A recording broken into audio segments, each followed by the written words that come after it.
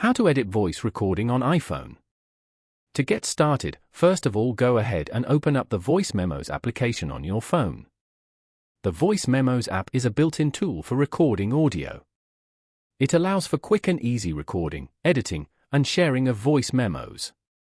Recordings can be edited, renamed, and shared via various methods like email or messaging. You are now in the All Recordings page. Tap on the voice memo you want to edit from here. Then, tap on the three dots at the top right corner of the memo.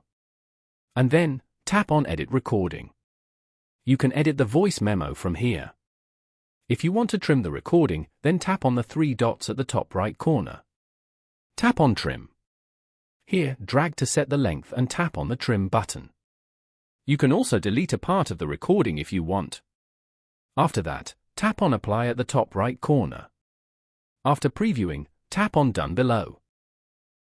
Following these steps, you can easily edit voice recording on iPhone.